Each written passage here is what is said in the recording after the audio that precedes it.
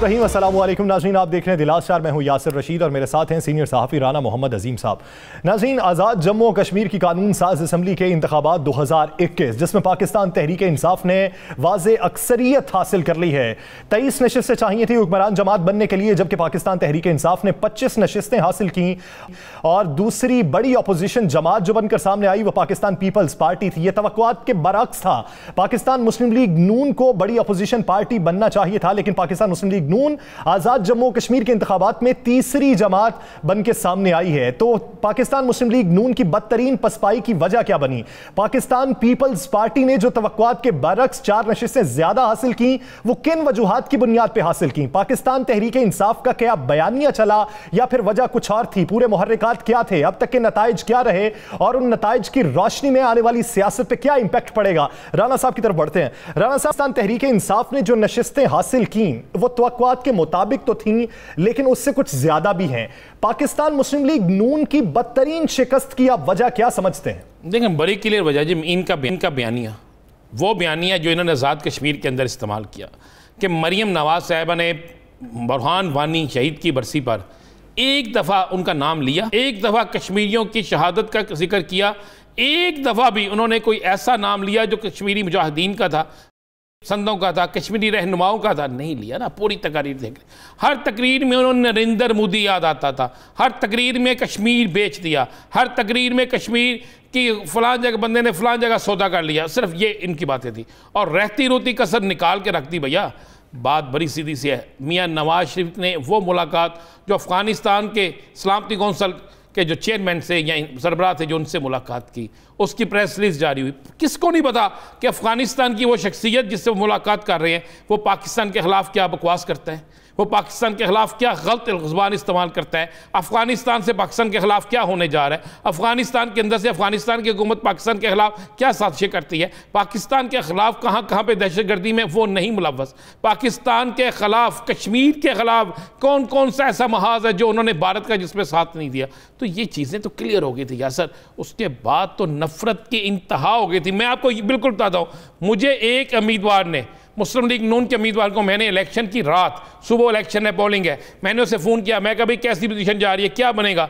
उसने मुझे कहा जी हमारा तो बेड़ा गर्क कर दिया, पहले कर दिया था मरियम ने, अब मियाँ नवाज शरीफ ने कर दिया। मैंने कहा मियाँ नवाज शरीफ ने किस तरह कर दिया? उसने कहा जनाब ये जो अफ़गानिस्तान वाली मुलाकात है, क्या ज़रूरत थी उनकी मुलाकात करने की? और उसके बाद मरियम का क्यों कहना जो मरियम ने बयान दिया वो क्या ज़रूरत थी? हम तो बिल्कुल डूब गए हैं। कश्मीर के लोग हमसे सवाल करते हैं क्या पाकिस्तान के दुश्मनों के साथ है तो हम आपको वोट क्यों दें? देखें, कश्मीरी बड़े समझदार है, बड़ी पढ़ी लिखी कौम है, तो वो बड़े सुलझे में लोग समझते हैं कि ये सारी गेम सिर्फ बयानिए की है या इसके अलावा वहां पे गवर्नेंस, इंफ्रास्ट्रक्चर में बेहतरी का ना होना, सड़कें टूट फूट का शिकार होना, पाकिस्तान मुस्लिम लीग नून की जानिब से तरक्याती काम ना करवाना भी बड़ी वजह? देखिए ये सारा कुछ भी है, लेकिन सबसे बड़ा जो बड़ी वजह थी इनका बयानिया था। उसके बाद तरक्याती काम तो सब क्लियर है बिल्कुल। लेकिन तीसरी चीज़ इनमें रखिएगा, कश्मीर के इलेक्शन में बड़ा फ़र्क होता है। कश्मीर के इलेक्शन में हमेशा वफाकी हुकूमत जो है उसको एज होता है, और वफाकी हुकूमत ने उस एज बहुत ज़्यादा मिला। एज बिल्कुल इस दफ़ा पहले से ज़्यादा मिला। नहीं, अगर आप गौर करें तो मुस्लिम लीग नून को कितनी सीटें मिली थी ज़रा साहब का आप दौर में देख लेना, मुस्लिम लीग नून को बहुत ज़्यादा सीटें मिली थी। तो ये एज हुआ। लेकिन एक बड़ी खौफनाक चीज़ है, चलें कश्मीर को साइड पर रखते हैं, ज़रा लाहौर किसका है? मरियम साहब कहती है ना लाहौर मेरा घर है। लाहौर में इनके साथ क्या हुआ? लाहौर की 2 किस्तों में क्या हुआ? लाहौर छोड़े, सियालकोट में क्या हुआ? सियालकोट में क्या हुआ? फिर उसके बाद आप आ जाए गुजरांवाला में इनके साथ क्या हुआ? फिर आप आ जाए शकरगढ़ में, दानियाल अजीज, एहसन इकबाल और सारे लोग इनके, और एक तरफ से वो मियां रशीद था। क्या बना? बात छो, वो भी सीट जो ये कहते थे हर सूरत में हम जीतेंगे, वो भी हार गए। ये बड़ा एक लम्हा फिक्री है। पाकिस्तान के अंदर इनका बयानिया मुस्तरद हो चुका है। देखें, एक चीज़ तो बड़ी क्लियर हो गई, बहुत क्लियर हो गई कि मरियम नवाज़ जिस जगह जो कंपेन करने जाएंगी मरियम नवाज़ को नाकामी नजर। ये समझते थे ये पाकिस्तान के ज़मीनी इलेक्शन जीतने से शायद हमारे यहाँ मोराल बहुत बंद है। उसमें मामलात और थे, उसमें हालात और थे। ये खुशकिस्मत है कि हुकूमत ने इनके खिलाफ उन ज़मीनी इंतखाबात में वो काम नहीं किया जो ये खुद करते हैं। हुकूमत का रद्द-ए-अमल राना साहब क्या आया वो नाज़रीन से शेयर करते हैं। वज़ीर इत्तलात फवाद चौधरी ने आज प्रेस कॉन्फ्रेंस की है और प्रेस कॉन्फ्रेंस करते हुए पाकिस्तान मुस्लिम नून और पाकिस्तान पीपल्स पार्टी से मुतालिबा किया है, वो मुलाहिजा कीजिए।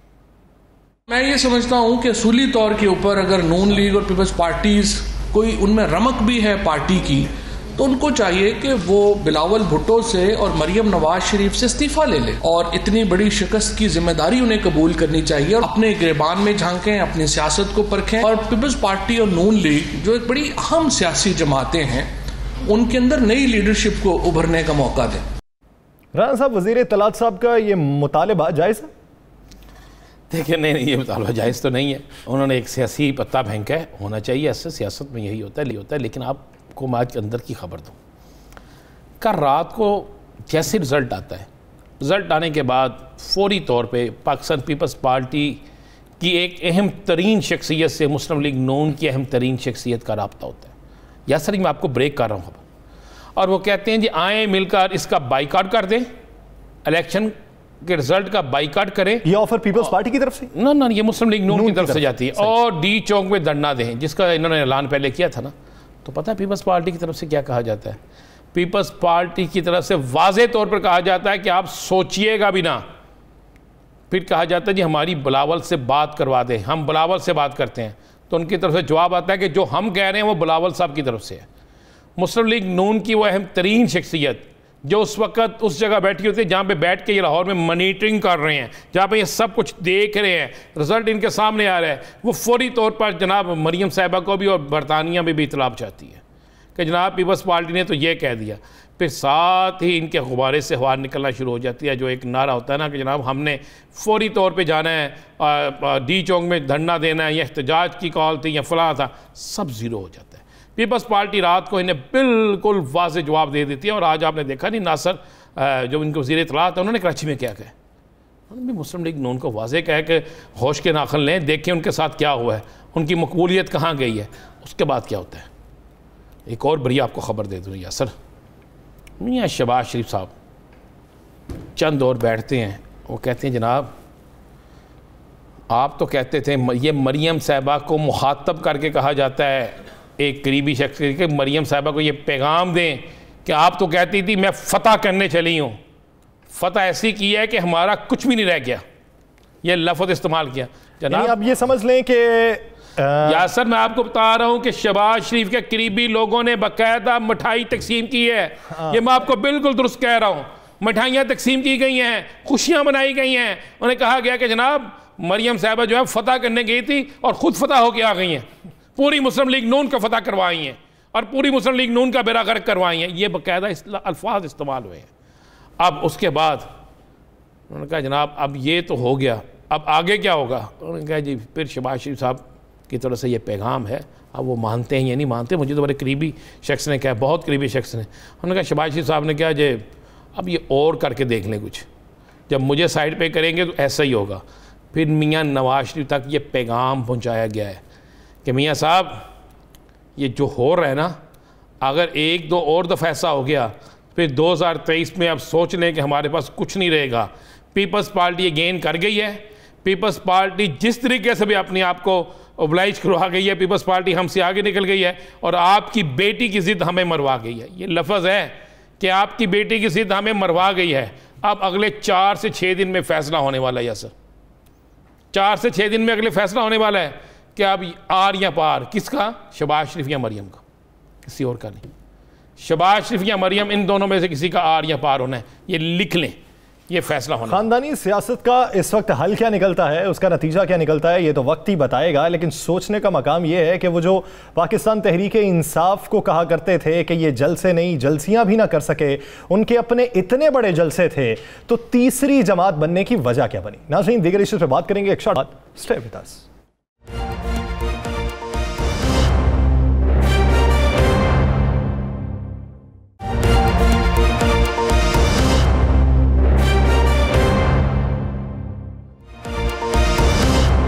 Welcome back. नाज़रीन, पाकिस्तान मुस्लिम लीग नून की हार की वजह क्या बनी है और पाकिस्तान मुस्लिम लीग नून का आइंदा हिकमत अमली क्या मुरतब की जाएगी, उनकी आने वाले दिनों में क्या बात होगी, क्या वो धरना देंगे?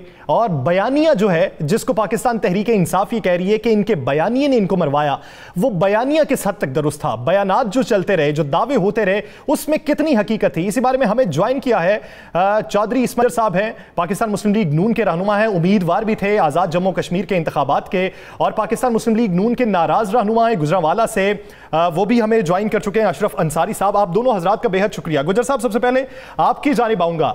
आपके एक बयान को लेकर मीडिया में बहुत बातें होती रही, बिलखुसूस इंडियन मीडिया में आपका बयान बहुत गर्दिश करता रहा। अब आपको पार्टी की तरफ से शोकॉज नोटिस भी जारी हो चुका है, वजाहत तलब की गई है। क्या आप ये तस्लीम करते हैं कि जोश खिताबत में आप कुछ गलत बोल गए थे या अभी भी उस बयान पर कायम है? बिस्मिल्लाहिर्रहमानिर्रहीम। हेलो जी जी गुजर साहब।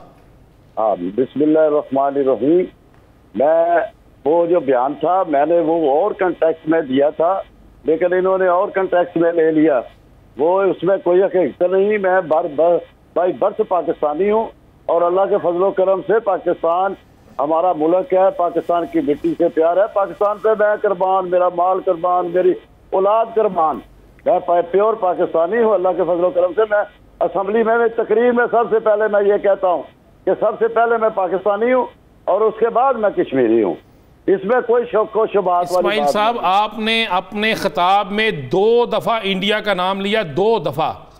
आप कह एक डीसीओ ने अगर कोई गलत काम किया था आपके बकौल, तो उसमें पूरे पाकिस्तान का क्या कसूर था? फिर आपने 2 दफा इंडिया का नाम क्यों लिया? नहीं सर, वो ऐसी बात नहीं हुई। मैं आपको बताता हूँ, जब मैं वहाँ पोलिंग स्टेशन पे गया, मुझे पता चला कि डीसीओ साहब आके पोलिंग स्टेशन में आपके कैंप जो है वो अखाड़ दिए हैं। मैं गया हूँ, मैंने जाके देखा कि दोनों एक जगह कैंप था, वहां से उखाड़ के फेंक दिया। उन्होंने आगे जाके लगा लिया, वहां से वो उन्होंने उखाड़ के फेंक दिया, फिर आगे जाके लगा लिया। तो मैं मेरे जाने से पहले डीसीओ साहब चले गए थे।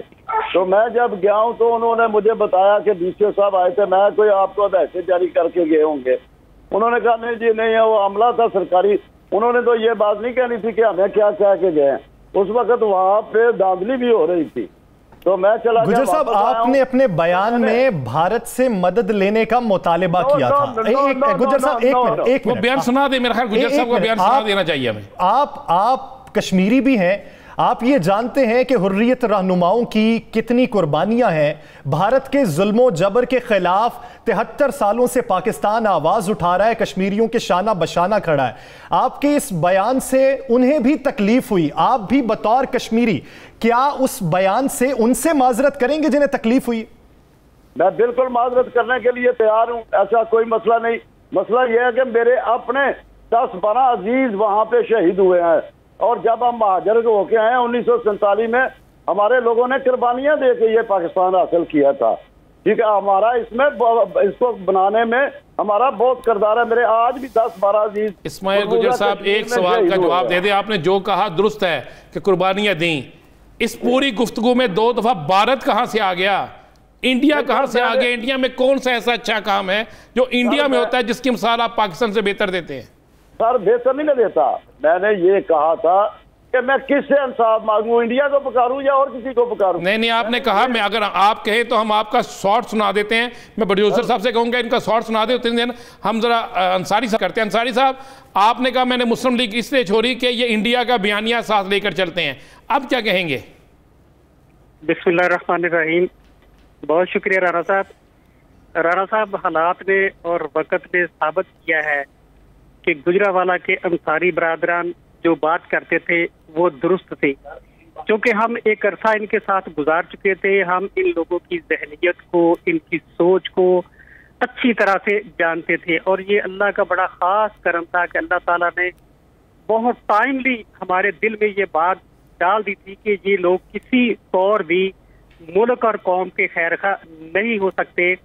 और जिस तरह से मियां नवाज शरीफ ने, मरियम नवाज ने जिस तरह सरेआम पब्लिकली पाकिस्तान की सिक्योरिटी के जो इदारे हैं जिस तरह से उनको कंट्रोवर्शियल बनाने की कोशिश की, जिस तरह उनके खिलाफ बयानबाजी की, और अल्टीमेटली जाहिर है ये इन्होंने मुल्क दुश्मन कुव्वतों को खुश करने के लिए ये बात की थी, तो हमने तो उस वक्त छोड़ दिया था।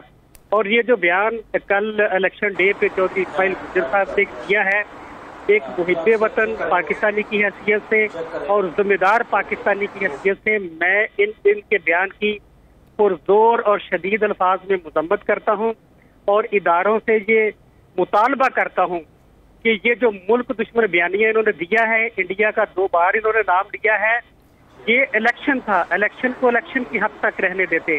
इन्होंने 2 बार इंडिया का नाम लेकर कहा कि मैं इंडिया को पुकारूं या किसको पुकारूं, तो मैं इन अल्फाज की शदीद मजम्मत करता हूँ और इदारों से मुतालबा करता हूँ कि इनके खिलाफ जो है मुकदमा चलाया जाए, संगीन गिरफ्तारी का मुकदमा चलाया जाए और ये टेस्ट केस बना के इस रीत को ख़त्म किया जाए कि वो बयानिया जो नवाज शरीफ ने शुरू किया उसको आगे लेकर मरियम नवाज चली और इस तरह इनके और भी बहुत सारे MPAs, MNAs, टिकट होल्डर और इसी तरह चौधरी इस्माइल गुज्जर साहब ने भी उस बयानिए को लेकर आगे चले हैं।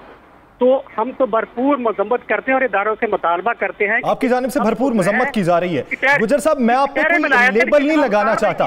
मैं अंसारी साहब आपकी जानिब वापस आता हूं। गुज्जर साहब, मैं कोई लेबल नहीं लगाना चाहता, ना ही मैं कोई अपने ख्यालात या अपने अल्फाज आप पे इंपोज करना चाहता हूं। गुज्जर साहब, आपके पास हक है, अगर धांधली हो रही है, आपसे ज्यादती हो रही है, आवाज बुलंद करें, धरना दें, वहीं बैठ जाए, जिसको मर्जी पुकारें, हुकूमत वक्त को पुकारें, रियासत से मदद तलब करें, हुक्मरानों से मदद तलब करें, लेकिन आपने अपना बयान खुद भी सुन लिया। क्या आप उसका एतराफ करते हैं कि जो कहा वो मिन्नुअन ठीक कहा, या अब भी हम मतलब गलत ले रहे हैं? नहीं, मैंने जो कहा मैंने आपको पहले बता दिया है। मेरे से ज्यादा पाकिस्तानी कोई नहीं। ये अंसारी साहब जो बात कर रहे हैं ना, अंसारी साहब पार्टी की वजह से बात कर रहे हैं। इस पार्टी में अंसारी साहब 2 दफा MPA बने हैं, तो इनको तो इस पार्टी का मशकूर होना चाहिए। उस वक्त इनको नजर नहीं आया जब इन्होंने टिकट लेके इलेक्शन लड़ा। अब या छोड़ा तो फिर सीट छोड़ दें, छोड़ के सीट इलेक्शन लड़े। गुज्जर साहब, ये मुताबिका फिर से कर लेते हैं, बात अभी बयान की हो रही है। मैं कहता हूं सर, मैं कहता हूं कि नवाज शरीफ से बड़ा पाकिस्तानी कोई नहीं अल्लाह के फजलो करम से। ये बिल्कुल गलत बयान देते हैं, गलत प्रोपोगंडा करते हैं। मेरे खिलाफ एक साजिश हो रही है। एक तो इन्होंने सब ने मिल के मुझे ये साजिश जो आपके खिलाफ हो रही है, क्या ये लफ्ज अल्फाज जो आपने अदा किए ये भी आपको किसी और ने कहा था अदा करने को? देखें, साजिश तो आपको कोई कहेगा ना, आपका MPA आपके साथ खड़ा था, उसने आपको नहीं रोका। जी हाँ, नहीं, ऐसी कोई बात नहीं। मैंने ये जो बात मैंने पहले आपको राणा साहब बताई है, बात वही थी। अंसारी साहब पता नहीं किस बात का गुस्सा निकाल रहे हैं। कल इन्होंने फिर इलेक्शन में जाना है, मैंने भी इधर रहना है, इन्होंने भी इधर रहना है, और हम शायद मुकाबले में इलेक्शन लड़ेंगे। वो कोई बात नहीं है। अंसारी साहब मेरे भाई हैं, मेरा बड़ा इनसे तल्लक है और बड़ा पुराना तल्लक है, तो मैं इनकी इज्जत और एहतराम भी करता हूं। लेकिन ऐसे इल्जामात, ऐसा बातें अंसारी साहब को नहीं करनी चाहिए जो कि नुकसान वाली बातें हूं। बात मैंने आपको पहले कह दिया है कि मैं मेरे मुझसे बड़ा पाकिस्तानी राणा साहब कोई नहीं। मैं वो शख्स हूं जिसने पाकिस्तान की खातिर कुर्बानियां दी हैं। मेरी आज भी 10 अजीज, मेरे करीबी अजीज मेरे वहां पर शहीद हुए हैं। अल्लाह ताला उनको जन्नत नसीब करे। मैं प्योर पाकिस्तानी हूं। यही सवाल हम करना चाह रहे हैं, यही कहना चाह रहे हैं। अंसारी साहब, आपके हवाले से जो बात की, आप क्या कहेंगे? राणा साहब, अब मेरी गुजारिश है कि मुझे अब 2 मिनट मौका दीजिएगा। रचल साहब ने बड़ी सारी बातें कर दी हैं, तो मुझे मौक़िफ़ भी पेश करने का मौका दीजिएगा प्लीज। एक तो जो चौधरी इस्माइल साहब गुज्जर साहब ने जो बात की है कि मैं मुस्लिम लीग नून के टिकट पे 2 दफा इलेक्ट हुआ हूँ, ये आज मैं ये क्लियर करना चाहता हूँ आपके प्रोग्राम के तवस्सुत से। ये जो गुजरावाला को कहते थे ना कि ये मुस्लिम लीग नून का किला है, और जब हमने मियां नवाज शरीफ को और मरियम नवाज को उनके बयानिए की वजह से, मुल्क दुश्मन बयानिए की वजह से छोड़ा था, तो चौधरी इस्माइल गुज्जर साहब और इनके यहाँ के जो मुकामी रहनुमा है खुरम दस्तगीर, उस्मान इब्राहिम और एक डफर आदमी को आपने अपने प्रोग्राम में मेरे साथ बुलाया था, वो ये कहते थे कि अंसारी बरादरान ने अब अपनी सियासत खत्म कर ली है। तौफीक भट्ट साहब का जिक्र कर रहे हैं। भी नहीं जी, बिल्कुल उन्हीं का जिक्र करता हूँ।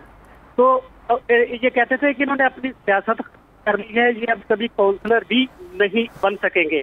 तो मैं इनको याद दिलाता चलूं कि गुजरावाला का मेरा पहला हल्का था PP 93। राणा साहब, उस हल्का में एक दफा 2004 में जिमनी इलेक्शन हुआ और एक दफा 2008 में जनरल इलेक्शन।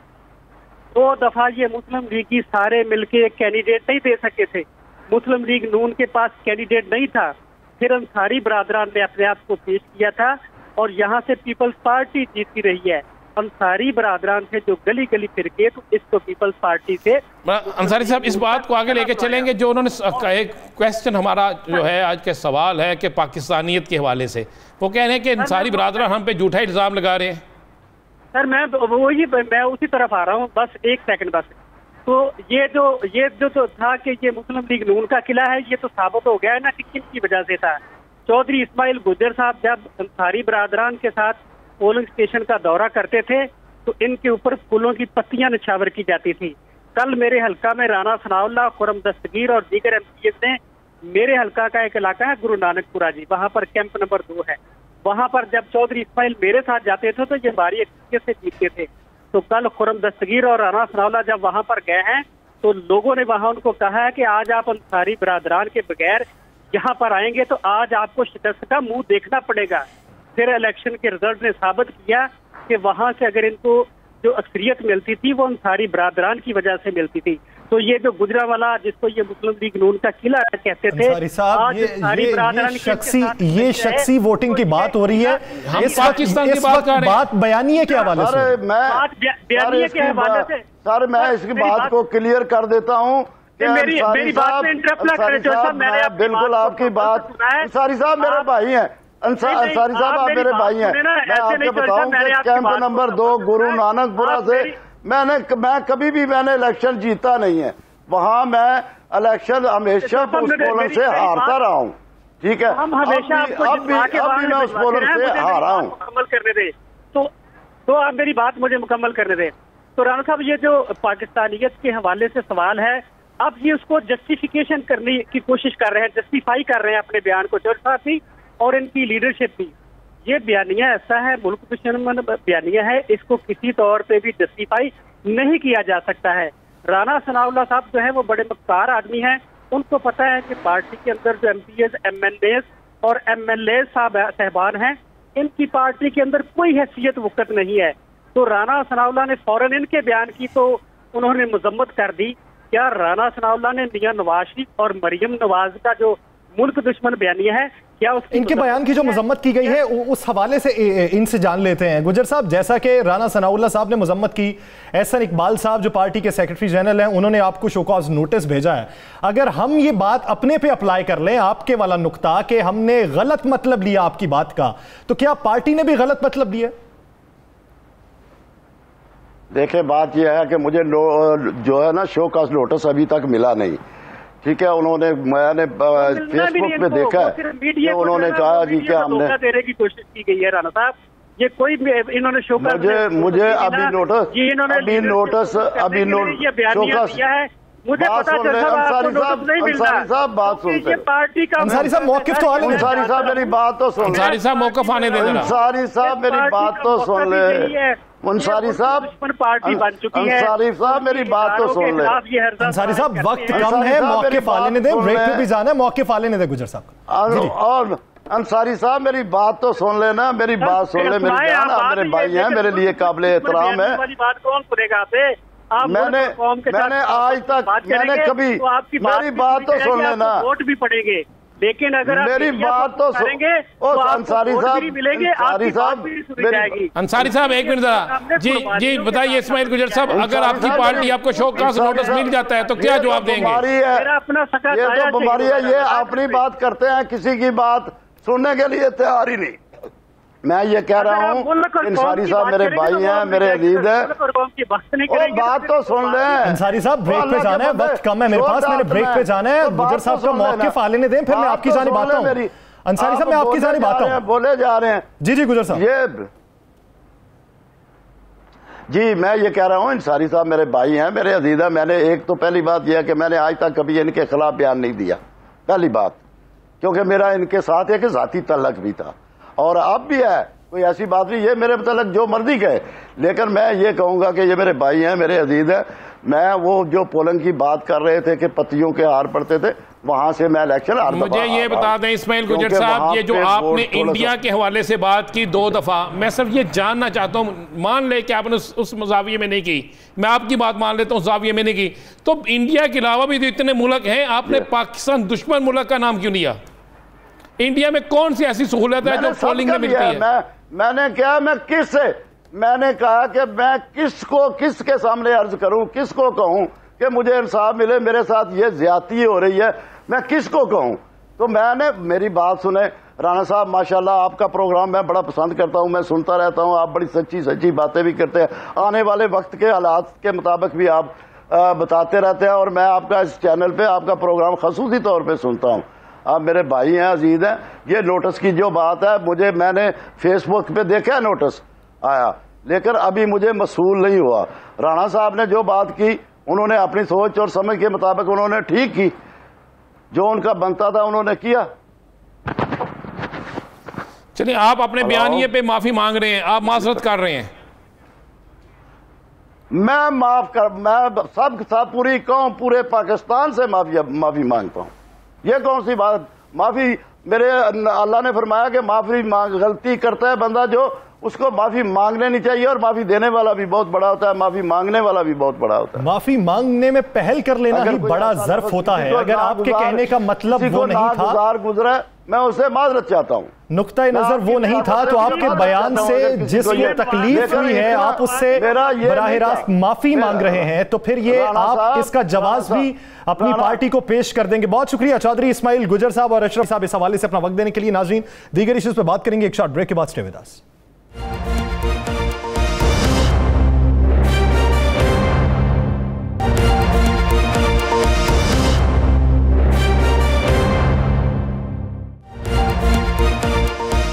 Welcome back. नाज़रीन, पाकिस्तान की हुक्मरान जमात पाकिस्तान तहरीक इंसाफ, जिसकी पंजाब में भी हुकूमत है, खैबर पख्तूनख्वा में भी हुकूमत है, बलूचिस्तान में मखलूत हुकूमत, गिलगित बल्तिस्तान पर भी कब्जा जमाया, आज़ाद कश्मीर का मैदान भी मार लिया, तो बचा एक सूबा सिंध। तो आज शेख रशीद साहब का यह कहना है कि 2023 में पाकिस्तान तहरीक इंसाफ सिंध में भी कब्जा जमाएगी और सिंध की हुक्मरान जमात बनेगी। तो अब वज़ीर आज़म इमरान खान का मुतवक्का दौरा सिंध है, तो इस हवाले से आज भी बड़ी बैठक हुई जिसमें सिंध में पाकिस्तान तहरीक इंसाफ के जो बड़े रहनुमा हैं वो मौजूद थे, तो लाहे अमल तरतीब दिया जा रहा था। तो सिंध के हवाले से पाकिस्तान पीपल्स पार्टी को तहफ़्फ़ुज़ात क्या होंगे अगर वज़ीर आज़म दौरा करते हैं, तो वज़ीर आज़म के दौरे में कितनी और शख्सियात हैं जो पाकिस्तान तहरीक इंसाफ में शमूलियत चाहती हैं, या पाकिस्तान तहरीक इंसाफ के हुकाम उनकी शमूलियत चाहते हैं। राना साहब की तरफ बढ़ेंगे। राना साहब, वज़ीर आज़म अगर का दौरा करते हैं तो सिंध के हवाले से प्लान क्या बनाया गया है? क्या 2023 की तैयारी भरपूर तरीके से की जाएगी? बिल्कुल यासर, 2023 की तैयारी शुरू हो चुकी है। 2023 की तैयारी और बल्दियाती इंतखाबात की तैयारी। मेरे पास जो इतलात है वो है कि मुस्लिम लीग नून की कुछ शख्सियात हैं जो सिंध में मौजूद हैं, कुछ मुस्लिम लीग नून से नाराज़ हैं लेकिन अभी तक नून लीग के साथ है, कुछ वो शख्सियात हैं, कुछ पाकिस्तान पीपल्स पार्टी से नाराज़ शख्सियात हैं, और कुछ शख्सियात वो हैं जो साबका दौर में असफ अली जरदारी साहब के बहुत करीब तरीन रहे थे। इन लोगों के साथ राब्ते मुकम्मल कर लिए गए हैं। वज़ीर आज़म पाकिस्तान को उनके हवाले से रिपोर्ट दे दी गई है। अरबाब ग़ुलाम रहीम वो वहाँ पर बड़े मुतहरक कर दिए गए, उनको मुतहरक कर दिया गया। उनका एक बड़ा हल्का अखबाब है। सैफुल्लाह ओबरो जो कि लारकाना से जहाँ पे मोहतरमा का हल्का था, जहाँ से असफ अली जरदारी, उनके हल्के से जो सेनेटर बने हैं उनको खास टास्क दे दिया गया। आपको पता है कि 2 दिन पहले गवर्नर भी उनके यहाँ गए, वहाँ पे गए, गवर्नर जो है सिंध वो भी मिल किया है। तो बाकायदा प्लानिंग कर ली गई है। और शाह महमूद कुरैशी, इनको भी खसूसी टास्क दिया गया। इनके मुरीदैन की, इनकी करीबी अजीज़ों की बहुत लंबी वहाँ पे तादाद मौजूद है, बहुत बड़ी रिश्तेदारियाँ हैं, बहुत कुछ है। तो अब वज़ीर आज़म जो है वो इस टारगेट में है कि वो सिंध में टाइम दे।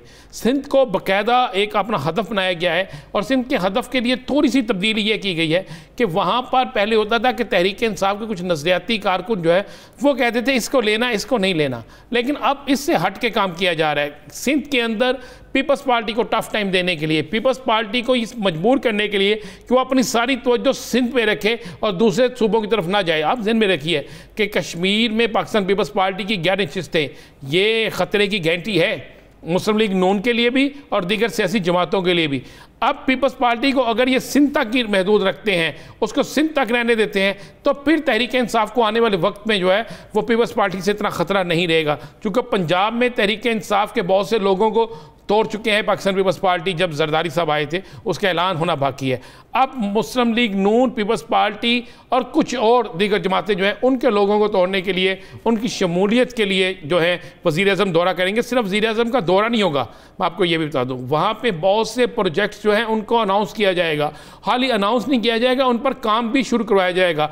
पीपल्स पार्टी इस पर बड़ी खौफजदा है। पीपल्स पार्टी ने बाकायदा इस पर अपनी 2 से 3 मीटिंग्स भी कर चुकी है। पीपल्स पार्टी चाहती है कि किसी तरीके से वज़ीर-ए-आज़म का ये दौरा ना हो, और इस हवाले से मुख्तलिफ ज़राए से पैगाम भी दिया जा रहा है। लेकिन तहरीक इंसाफ की क़यादत जो है वो वज़ीर-ए-आज़म को कायल करने पर कामयाब हो चुकी है कि हर सूरत में अब हमें सिंध पर तवज्जो देनी चाहिए और अपना टारगेट जो है सिंध को बनाना चाहिए। कि 2023 के लिए सिंध की बड़ी अपोजिशन पार्टी जो है वो हुक्मरान जमात बनने के लिए क्या तगोदो करती है और उसका रिजल्ट क्या निकलता है। नाज़रीन, कोरोना के फैलाव के हवाले से और हुकूमती इक़दाम के हवाले से बात करेंगे एक शॉर्ट ब्रेक के बाद। Stay with us.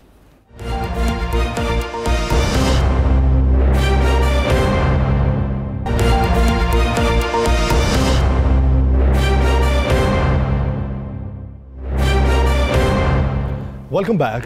नाज़रीन, बात करेंगे कोरोना वायरस के हवाले से जिसकी चौथी लहर में इजाफा होता जा रहा है। सिंध ने पाबंदियों का इतलाक कर दिया है, फिर से लॉकडाउन की पॉलिसी पर अमल दरामद शुरू कर दिया गया है, जबकि मजमूई तौर पर अगर दुनिया की सूरत हाल देखी जाए तो इंडियन वेरिएंट जो है डेल्टा वायरस, उसके केसेस बेशुमार रिपोर्ट हो रहे हैं। ख़तरे की घंटी भी ये बज चुकी है कि आलमी मुहक्किकीन ये कहते हैं कि 3-4 हफ्तों के बाद सूरत हाल काफ़ी गंभीर हो सकती है। तो पंजाब में इस वक्त सूरत हाल क्या है और पूरे पाकिस्तान में सूरत हाल किस हद तक तशवीशनाक हो चुकी है, इसी बारे में बात करने के लिए हमें ज्वाइन किया सेहत पंजाब डॉक्टर यास्मीन राशिद साहिबा ने। डॉक्टर साहिबा, बहुत शुक्रिया आपके वक्त का। डॉक्टर साहिबा, इस वक्त डेल्टा वेरिएंट के केसेस की तादाद कितनी है? यानी आम जो केसेस थे पहले रिपोर्ट हो रहे हैं उनके और इंडियन वेरिएंट का तनासुब आपस में क्या है? देखिए, बेसिकली तो नेचुरली हर जो टेस्ट हमारा पॉजिटिव आता है उसमें हम जीन सीक्वेंसिंग नहीं करते, लेकिन या रैंडम सैम्पलिंग करके 256 केसेस जो थे 256 उनकी हमने बाकायदा जीन सीक्वेंसिंग की, तो उसमें 70% जो है वो डेल्टा वेरिएंट निकले। इसका मतलब ये है कि इस वक्त पंजाब के अंदर कम से कम जो हमारे पास पेशेंट्स आ रहे हैं उसमें से 60 से 70% जो है उनको डेल्टा वेरिएंट ही है। और ये नेचुरली बहुत ही परेशान कुन बात इस वजह से है क्योंकि हमें ये पता है कि डेल्टा वेरिएंट की जो फैलाव है वो बहुत तेजी से होता है, इन्फेक्टिविटी रेट बहुत ज़्यादा है, वो ज़रा परेशानी वाली बात है। इस वक्त ओवरऑल पंजाब का जो तनासुब आ रहा है वो 3% पे आ रहा है, लेकिन 2 ऐसी इलाके हैं जैसे मियांवाली डिस्ट्रिक्ट जो है उसके अंदर बढ़ गया है और रावलपिंडी के अंदर बढ़ा है। मियांवाली और अभी और रावलपिंडी में तनासुब थोड़ा सा बढ़ गया, लेकिन ये है कि क्योंकि जिस तरह आपने देखा है सिंध के अंदर की तादाद बढ़ गई है, पख्तूनख्वा में बढ़नी शुरू हुई है, ये डेफिनेटली 4th वेव जो है ये है। और अगर हम इससे बचाव करना चाहते हैं तो वही बातें हैं कि नंबर 1 जो हम हिफाजती तदाबीरें इख्तियार कर सकते हैं, मास्क पहने, और नंबर 2 अपने आप को वैक्सीनेट करवाएं जितना मैक्सिमम वैक्सीनेशन हो सकती है। डॉक्टर साहब, जो सिंध गवर्नमेंट ने स्टैंड लिया और वहाँ पे सख्ती कर दी गई, शादी हाल बंद कर दिए गए, दुकानें जल्दी बंद करने का कह दिया गया है, स्कूल बंद कर दिए गए हैं, क्या पंजाब में भी ऐसी कोई सूरत हाल हो रही है? अब इस वक्त तो राना साहब अगर देखा जाए तो उनका तनासुब तो बहुत ज़्यादा बढ़ गया था। आपको पता है कि 20-21% पे चला गया था, बल्कि उससे भी ज़्यादा हो गया था। तो नेचुरली उन्होंने बिल्कुल सही इक़दाम उठाए और अल्लाह ना करे कि यहाँ भी तनासुब जो है इतना ज़्यादा बढ़ना शुरू हो जाएगा। पिछली दफ़ा जब हमारा 8% से ऊपर बढ़ना शुरू हो गया था तो आपको पता है कि बहुत सारे इलाकों के अंदर स्मार्ट लॉकडाउन शुरू हो गए थे। तो ये बेसिकली तो सारा डिपेंड करेगा कि इन्फेक्टिविटी रेट कितना बढ़ता है हमारा, जो रोलिंग एवरेज रोजाना का आता है, और उसी के मुताबिक फिर हम इक़दाम उठाएंगे।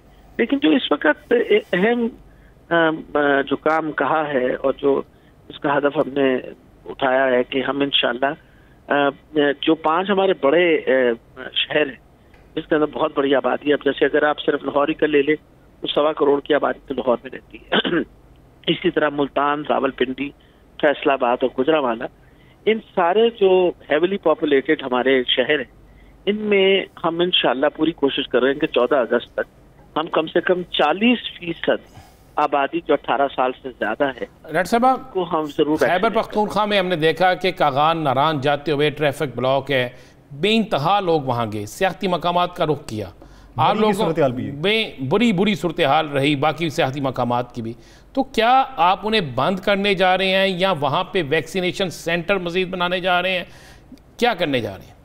देखिए जी, जो जिन 5 शहरों की मैंने बात की है वहाँ तो कोई इतने बहुत ज़्यादा सेहत के कोई मुकाम नहीं है। तो ये लोग गए थे नारायण, खान, स्वात वगैरह की तरफ। जहाँ तक हमारे 5 शहरों का ताल्लुक है, हमारा ये ख्याल है कि जब हम इन्फेक्टिविटी रेट भी देखते रहे, जैसे लाहौर के अंदर जब हमने देखा कि पूरे पंजाब के अंदर अगर 100 केसेस थे तो 50 लाहौर में होते थे और 50 बाकी पंजाब में होते थे।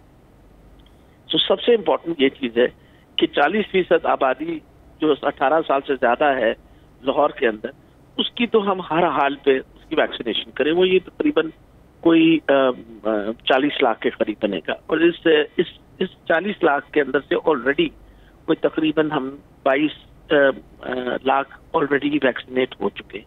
तो पूरी कोशिश करेंगे कि इंशाल्लाह ये अगले 10-12 दिनों के 15 दिनों के अंदर ये, तभी तो आपको पता है हमने मोहल्लों के अंदर हर यूसी के अंदर कोशिश कर रहे हैं कि जो लोग बाहर नहीं आ रहे उनके घरों पे दरवाजे खटखटा के उनको। तो डॉक्टर साहब, ये जो 5 अजला में हाउस टू हाउस वैक्सीनेशन का आगाज किया गया है, तो क्या तमाम डिस्ट्रिक्ट को कवर किया जाएगा या फिर मखसूस इलाकों में वैक्सीनेशन की जाएगी? नहीं जी, तमाम डिस्ट्रिक्ट को कवर किया जाएगा, क्योंकि मकसद बड़े शहरों को देखिए, मुल्तान बड़ा शहर है आपका, लाहौर बड़ा शहर है, गुजरांवाला बड़ा शहर है, फैसलाबाद बड़ा शहर है और रावलपिंडी बड़ा शहर है। इन 5 शहर के 40% आबादी जो 18 साल से ज्यादा उम्र की है उसको इंशाल्लाह वैक्सीनेट करेंगे। बल्कि रावलपिंडी ने तो ऑलरेडी बहुत अच्छा अपना वो वैक्सीनेशन का स्कोर रखा हुआ है, उसका तकरीबन 32% ऑलरेडी है। उनसे हम एक्सपेक्ट कर रहे हैं कि वो 70% तक जाएंगे। डॉक्टर साहब, अब आप लोग घर घर जाएंगे वैक्सीनेशन के लिए, जो घर वैक्सीनेशन नहीं करवाएगा, आप जाते हैं वो वैक्सीनेशन नहीं करवाते, तो कानूनी तौर पर आप उनके खिलाफ क्या कार्रवाई करेंगे? मेरा ख्याल है राना साहब, ऑलरेडी आपको पता है कि हुकूमत ने कुछ इकदाम उठाने शुरू कर दिए। फॉर एग्जांपल ट्रैवलिंग के ऊपर पाबंदी लगानी शुरू कर दी है। पहले तो नबायर की ट्रैवलिंग पे पाबंदी लगाई कि अगर आपके पास वैक्सीनेशन का सर्टिफिकेट होगा, 18 साल से ज्यादा आपकी उम्र है, तो आपको तब इजाजत दी जाएगी कि आप किसी हवाई जहाज पर चढ़ें जो डोमेस्टिक फ्लाइट्स की है। फिर आपको पता है रेस्टोरेंट्स के एंट्रेंस के ऊपर पाबंदियां लग गई हैं, बड़े स्टोरों में पाबंदियां लग गई हैं कि आपके पास वैक्सीनेटेड कार्ड है। ये इसी तरीके से यही किया जाएगा कि रोकथाम जब करेंगे लोगों की कि भाई आप वैक्सीनेटेड नहीं है, आप मेहरबानी करके तो नहीं आ सकते, तो लोग शायद एहसास करना शुरू करेंगे कि देखें, अगर 10 बंदे वैक्सीनेटेड हैं और मैं बगैर वैक्सीन की और मेरी इन्फेक्शन जाके उन बंदों को तो लग सकती है ना। ये तो नहीं है कि जब आप वैक्सीनेट हो जाएं तो इन्फेक्शन लगने ठीक है, उसकी जो शिद्दत है उसमें कमी जरूर आ जाती है। डॉक्टर साहब, हुकूमत सिंध ये समझती है कि हम सिफारिश करेंगे एनसीयूसी से और पीटीए से कि उन अफराद की सिम्स को बंद कर दिया जाए जो वैक्सीनेशन नहीं करवा रहे, तो आप उनकी इस सिफारिश से किस हद तक मुत्तफिक हैं? देखिए, मेरा ख्याल है इसके ऊपर पहले भी डिस्कशन हुई थी, पंजाब में भी हमने डिस्कशन की थी इसके ऊपर कि लोगों के पास जो सिम्स है, इस पर डिस्कशन जब एनसीओसी में पेश की गई थी तो उन्होंने इस बात पे एग्री नहीं किया था। अब सिचुएशन के आपको पता है फ्लूइड सिचुएशन है, रोजमर्रा कोई ना कोई तब्दीली सिचुएशन में आ रही होती है और नेचुरली हमारी हुकूमत जो है वो पूरी कोशिश कर रही है और फेडरल गवर्नमेंट की भी पूरी कोशिश है किस तरीके से। अब तो डॉक्टर साहब, जिस तरह आप घर घर जा रहे हैं, यूनियन काउंसिल की सतह पे आपने क्या वैक्सीन शुरू करेंगे, बहुत ज़्यादा रश होता है मार्केटों में। जिस तरह आज मार रोड के सदर सुहेल भट्ट ने ऐलान कर दिया कि जी हम जगह देने के लिए तैयार हैं, तो क्या आप मार्केटों में भी वैक्सीनेशन सेंटर बनाएंगे? जी बिल्कुल, यह तो बहुत अच्छी पेशकश है। अगर लोग खुद देखें ना, अगर मार्केट के जो सदर हैं और जो मार्केट के हेड्स हैं वो लगवाएंगे तो फिर वो इंश्योर भी करेंगे, क्योंकि मार्केट के सारे लोग जो हैं वो अपने आप को वैक्सीनेट भी करेंगे, बल्कि जो मार्केट को विजिट कर रहे हैं उनको भी वैक्सीनेट करवाएंगे, तो उसका तो बहुत फायदा होगा। हमें तो बिल्कुल, अगर जो भी कहेगा उसको हर तरीके से हम असिस्ट भी करवाएंगे और उनकी मतलब फैसिलिटेट करेंगे ताकि हमारे ताजिर तबके की जानिब से जो सिफारिशात पेश की जा रही हैं वो खुशाइंद है, उस पर भी अमल दरामद होगा। बहुत शुक्रिया डॉक्टर यास्मीन राशिद साहिबा, इसे अपना वक्त देने के लिए। नाज़रीन, दिलास स्टार से मुझे और राना अजीम साहब को दीजिए इजाज़त अल्लाह ने के बाद।